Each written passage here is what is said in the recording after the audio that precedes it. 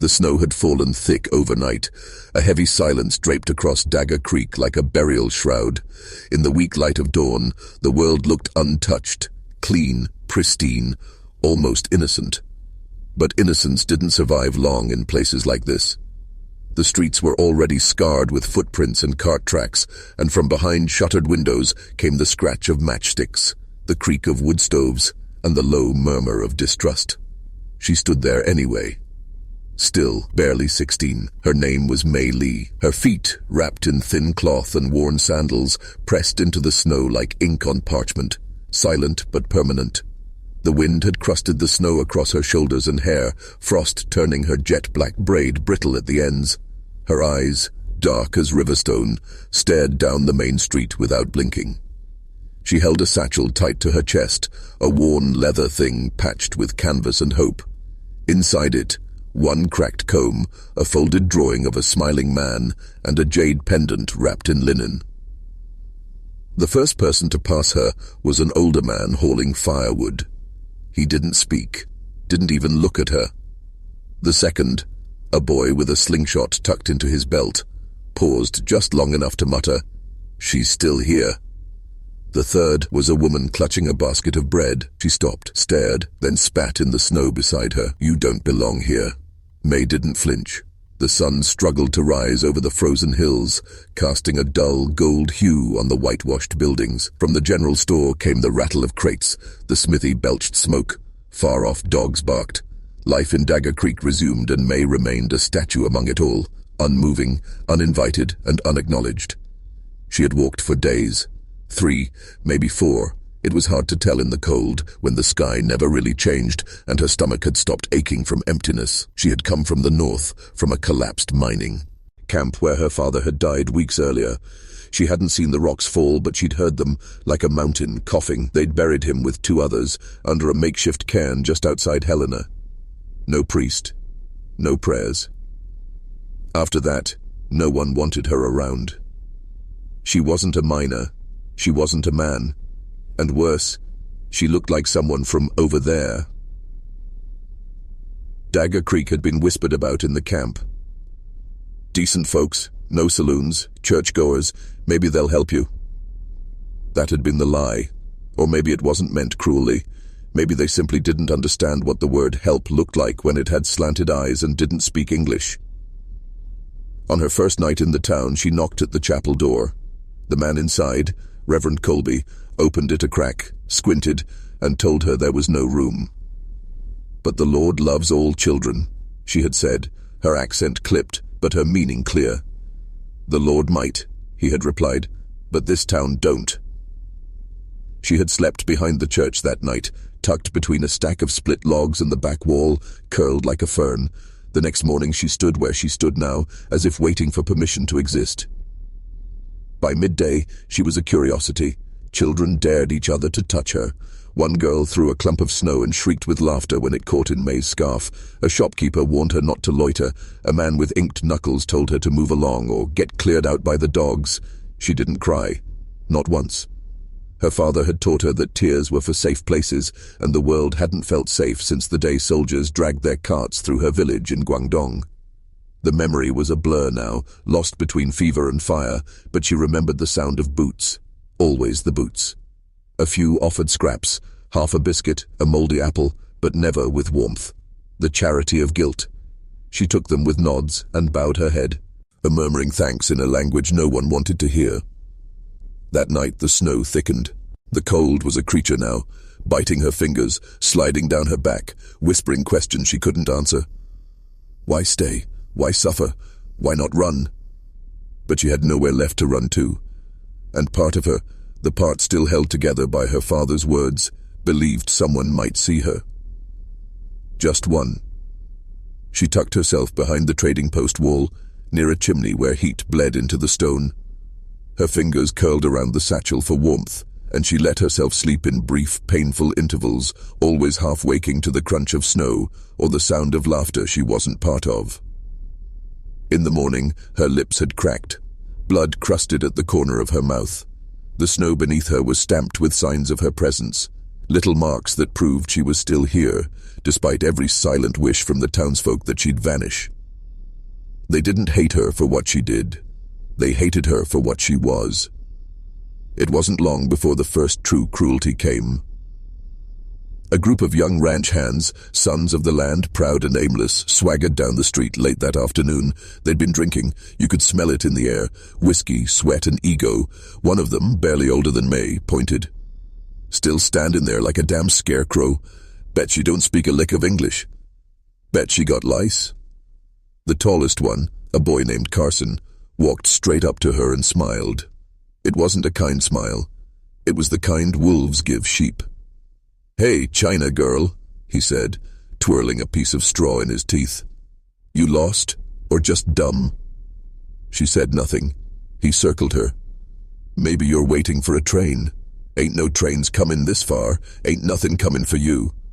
Then, without warning, he snatched the satchel from her hands. She lunged, tried to grab it, but he held it high, laughing. "Let's see what secrets you got in here." He dumped it into the snow. Out fell the folded paper with her. Father's sketch, the comb, the jade pendant wrapped in cloth.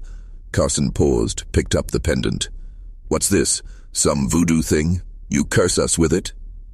A hand darted forward, May's. Fast, desperate, she grabbed the pendant from his hand. For a second, he looked startled. Then he slapped her. Not hard, not brutal, but sharp enough that her head jerked to the side and her braid swung forward. Time froze. People had gathered, not close, but near enough to see. No one moved. Not the blacksmith leaning on his anvil. Not the woman with a basket of eggs. Not the sheriff on his porch, coat open, watching. Not the reverend. She held the pendant to her chest like armor, the red mark already blooming across her cheek. Carson stared at her, suddenly unsure of what to do. He shrugged, muttered, "Ain't worth the trouble," and walked off with his friends, laughing again like nothing had happened. The snow started falling again, softly, gently, as if the sky wanted to cover the shame the earth refused to see. May bent slowly, quietly gathering her things, her fingers trembling not from fear, but from fury she didn't know where to put. She returned to her place near the chimney, curling into herself. No fire tonight. The embers were gone.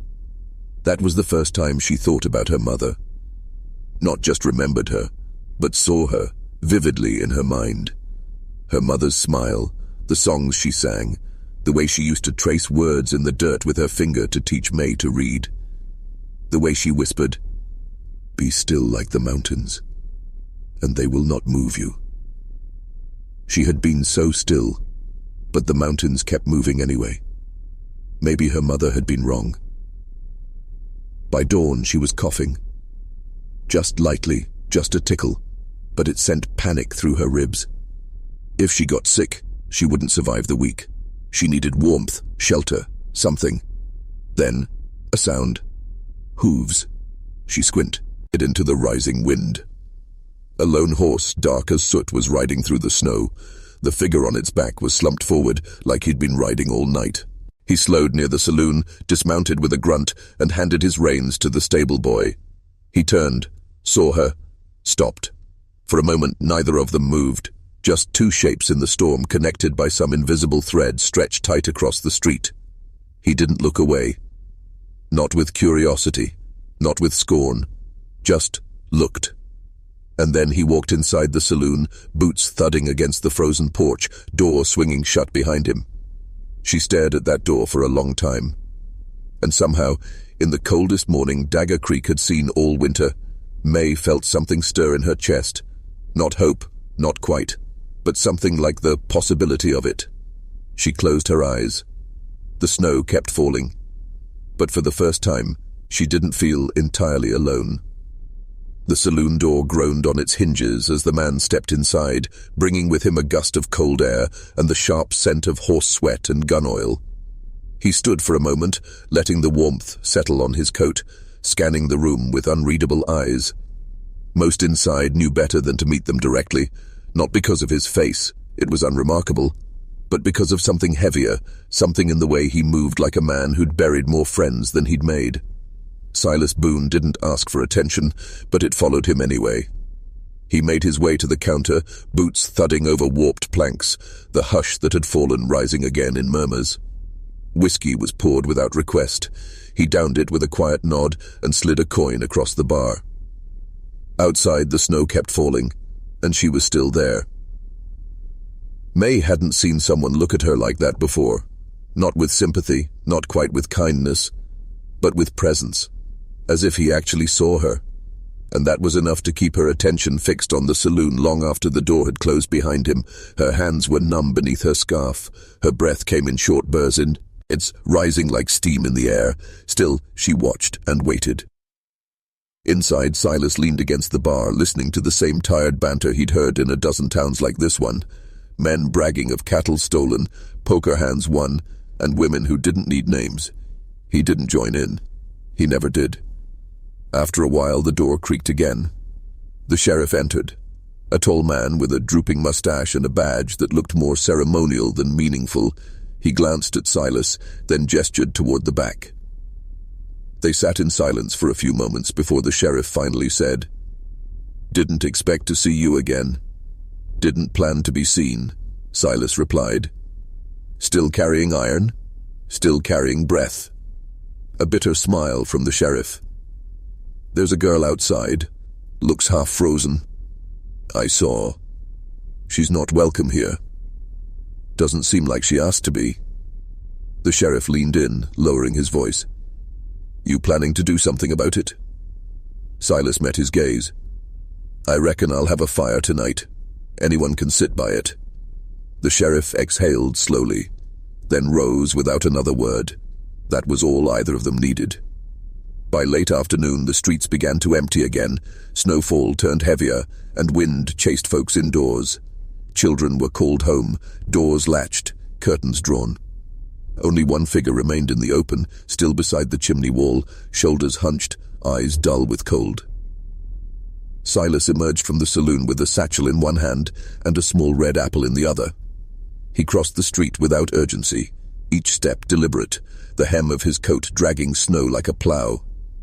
He stopped 2 paces from her and extended the apple. She stared at it, then at him. Her fingers, trembling, reached out and took it. No words passed between them. He turned, walked a short distance, and began setting up a fire beneath the partial shelter of a broken overhang near the stables. With pragmatist ease, he built it from kindling wrapped in oilcloth, flint sparking into dry bark, flames flickered, warming the immediate air in a trembling dome of orange. With practiced ease, he built it from kindling wrapped in oilcloth, flint sparking into dry bark, flames flickered, warming the immediate air in a trembling dome of orange. He laid out a battered tin kettle beside it and dropped tea leaves in without ceremony. Then he rose, walked several paces away, and placed a small bundle of food beside the corner wall, within sight of May, but far enough not to startle. He said nothing, and then he left her to choose. May sat for another long moment, her body frozen in more ways than one. She didn't trust easily, not now, not here, but hunger was stronger than suspicion. Slowly she moved. Her feet dragged like anchors, her steps cautious. She picked up the bundle. Bread, dried meat, a cloth-wrapped potato still warm from coals. She didn't eat immediately. She returned to her corner, glanced toward the fire again. Silas had taken a seat beside it, leaned against the wall with his eyes closed and arms folded. He looked like a man sleeping with one eye open. She crept forward again, inch by inch, until the heat kissed her skin. She didn't sit beside him, just near enough. He opened one eye, didn't speak, then closed it again. That night passed in silence. In the morning, she was still there, and so was he. By the second day, she sat closer to the fire. When Silas offered more tea, she accepted. When he handed her a small piece of hard candy, her lips curled upward, barely a smile, more of a thank you written on the face. Silas didn't press her for anything, not a name, not a story. That's why she stayed. He cleaned a wound on his leg that night, grunting slightly as he unwrapped a bloodied bandage. May watched. Then wordlessly she rummaged in her satchel and produced a salve, handed it to him. Silas paused, then nodded. She helped wrap the cloth again, small hands, careful touch. He looked at her. "You speak?" she hesitated, then nodded slowly. "What's your name?" She touched her chest, murmured, "May. Means something?" She thought for a moment. "Beautiful." He studied her face. "Fitting." She turned her gaze to the fire, hiding something in her eyes. Days passed, one after the other, buried in snow and silence. The townsfolk took notice. Murmurs became louder, questions sharper. Why was he helping her? What did it mean? The local rancher, Jebediah Cray, took particular offense. He was a man of principle, his own, mostly, owner of half the cattle outside town and most of the fear inside it. He didn't like outsiders, didn't like change, and certainly didn't like anyone who looked like May. He confronted Silas outside the general store. "What are you playing at?" Silas didn't turn. "Buying sugar." "She's not your kind, not ours either." "She's a child." Jeb's lip curled. "Don't care if she's the Queen of China, she don't belong here." Silas turned slowly. "What makes you think you do?" Jeb stepped forward. "You don't scare me." "Good. Then we're starting even." The storekeeper, sweating, intervened with nervous laughter. "No trouble, fellas. No need for that." Silas took his sugar and left. That night the wind picked up. Blades of ice swept through the alleys and fences. The fire crackled between them. May sat with her legs tucked under her, sipping from the tin cup. "Why help me?" she asked softly. Silas didn't answer at first. Then, "Because I didn't once. Didn't help someone when I should have. I don't get to fix that. But maybe I don't have to fail twice." She didn't speak again that night. Later, when he thought she was asleep, she sang under her breath, a lullaby in a language full of water and hills. He listened with eyes closed. In the morning, the air tasted like a coming storm. The townsfolk were watching closer now. A boy named Eli, no older than 10, crept toward their fire after sundown. He didn't say anything, just stood near the edge, eyes wide. May looked at him, smiled. She handed him a piece of bread. He took it, then ran. The next day the Reverend passed by and stopped. "You're stirring trouble, Boone." "I'm warming cold hands. This town has rules. They ain't written anywhere I can read them." "You think this makes you a hero?" "No. Just makes me a man who sleeps better." That night, someone left a dead bird near their fire pit. No note. No words. Just a message. May buried it without saying anything. Silas simply added more wood to the fire. By now, the town was a kettle just shy of boiling. Rumors hissed through cracks. That Silas had killed a marshal once. That May was cursed. That their fire was a symbol of defiance. Jeb gathered men. "We've let this go long enough," he said, voice hard and righteous. "That girl's a disease. He's spreading it." A plan formed. A quiet confrontation, meant to scare. Nothing fatal, just a fire put out, a message delivered. But the boy, Eli, heard them. He'd come back for more bread. This time, May had taught him to say her name. He liked the way it sounded. When he heard Jeb's plan, he ran, through wind and dark, breath hitching, boots sliding on snow. He reached Silas just before midnight. "They're coming." Silas didn't ask who. He turned to May. "We have to move." She stood. But something shifted in her expression. Not fear, defiance. She didn't want to run. Neither did he. So they waited. The fire burned high, a beacon. Snow fell again, heavier than before, cloaking the world in white noise. The kind of night where sound vanished and only the truth remained. And when the footsteps finally came, when the shadows lined the edge of the light, neither of them stepped back. Silas rose, coat swinging. May stood beside him. 10 men, Jeb in front. "This ends now," Jeb said. "Not yet," Silas replied and stepped forward. Behind them, the fire roared. And far above, the first rumble of thunder echoed across the plains. It was not the end, but it would be the beginning of something neither Dagger Creek nor its people would forget. Jeb Cray's voice cut through the snowfall like a rusted blade. "Step aside, Boone." Silas didn't flinch. He stood with feet rooted, one hand resting on the leather strap of his saddlebag, the other relaxed at his side, not near his gun, but not far either. May remained at his shoulder, her chin lifted, the glow of the fire casting amber across her frost-bitten cheek. She didn't hide behind him. 10 men stood across from them, some young, eyes flicking nervously between Jeb and Silas, others older, hardened by frontier life, clutching lanterns and rifles, but even among the braver ones, doubt flickered. No one moved. Silas's voice came low.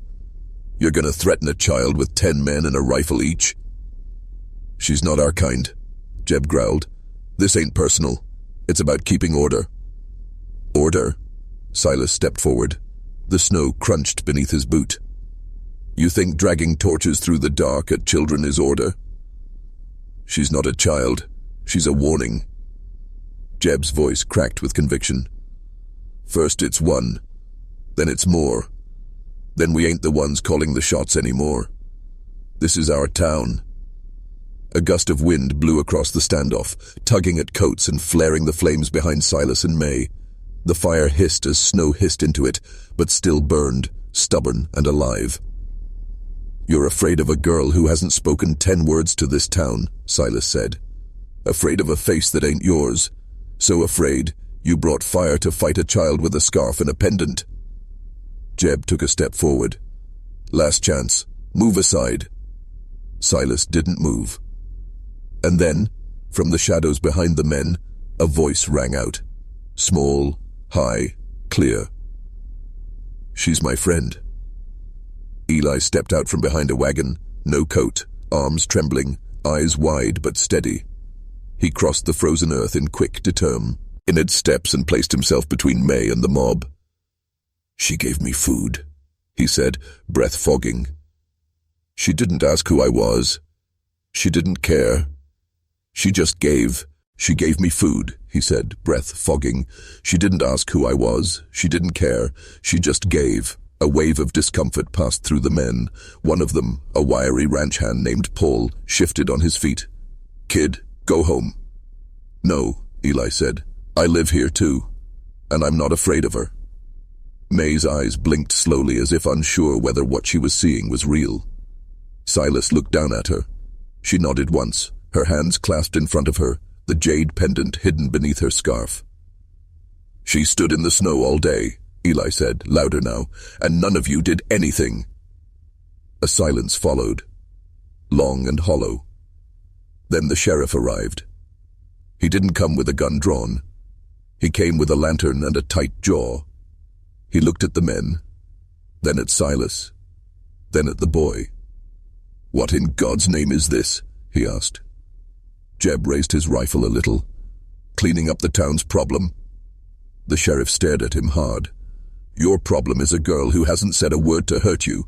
Your problem is a man who saved 3 people from outlaws south of Fallon. Your problem, Jeb, is that this town's tired of fear being passed off as decency. She's not like us." The sheriff stepped forward, took off his coat, and placed it gently over May's shoulders. "Good," he said. "We could use a little more not like us around here." It broke something, not in Jeb, but in the crowd. Paul lowered his rifle. Another man shook his head and stepped back. One by one, they dispersed into the dark, torches fading like fireflies swallowed by the wind. Jeb stood alone now, jaw tight, eyes burning with something wounded and feral. He turned on Silas. "You think this is over?" Silas didn't answer. He didn't need to. Jeb spat in the snow and walked away, lantern swinging, boots stomping out of rhythm. The fire crackled on. Eli turned to May. She looked at him with a strange mixture of surprise and sorrow. Then smiled. It wasn't wide or bright, but it was real. The sheriff sighed. "You'd best find shelter before morning, both of you." "I've got mine," Silas said. "She don't." The sheriff hesitated, then turned toward the old schoolhouse. "Reverend Colby's keeping it warm for now. I'll speak to him." May looked uncertain. Silas nudged her gently. "Go on." She stared at him. "You?" "I'll be around." Eli grabbed her hand, tugged. She followed. Slow steps, scarf flapping behind her like a flag of surrender, and hope tangled into one. The fire burned lower. Silas stood alone in the snow, watching until they were gone. The wind picked up again, but he didn't seem to feel it. He remained there until the last ember hissed out, as if needing to make sure the light didn't die too fast. By morning, the storm had passed. The town awoke to a sky scoured clean by wind, sun casting gold across the snow-blanketed roofs. A new quiet settled, not fear, not suspicion, something more like stillness, like thought. The schoolhouse doors creaked open, and Reverend Colby stepped aside as May emerged, blinking against the brightness. She looked different now. Her hair had been brushed, the red mark on her cheek faded. A new scarf hung around her neck. Eli stood beside her, waving at someone in the distance. She turned to see Silas leaning against his horse, saddlebags packed, rifle slung. He was leaving. She walked across the snow with steady steps. "You go?" she asked. "I do." She reached into her satchel and pulled out the jade pendant. She looked at it for a long moment, then tied it to his saddle horn with slow, deliberate hands. "For luck," she said. He looked down at her, said nothing for a beat, then took off his hat, creased, worn, weather-beaten, and gently placed it on her head. "A little big," he said, "but you'll grow into it." May looked up at him, the brim shading her eyes. "Thank you," she whispered. He tipped his head. "You don't owe me nothing." "I know." He swung into the saddle, turned the horse toward the sun. "Where you go?" she called. "Wherever there's wrong needing right," he replied without turning, "and fires needing tending." Then he rode off, silhouette shrinking against the wide, waking horizon. May stood still for a long while, one hand on the saddle imprint in the snow, the hat too big for her head, but perfect in every other way. Behind her the town moved differently now, slowly, cautiously, as if unsure of its own transformation. She walked back to the schoolhouse. Later that afternoon, someone posted a notice on the board beside the chapel. "Donations accepted for Miss May's winter care." Below it, a child's drawing of a girl with long dark hair and a fire taller than her beside a man with a wide-brimmed hat. By dusk, that fire was drawn in more than one place. The townsfolk had begun to light their own outside their homes, small ones, symbolic ones. Something was catching. Maybe not yet a change, but a reckoning. A quiet reckoning of the heart.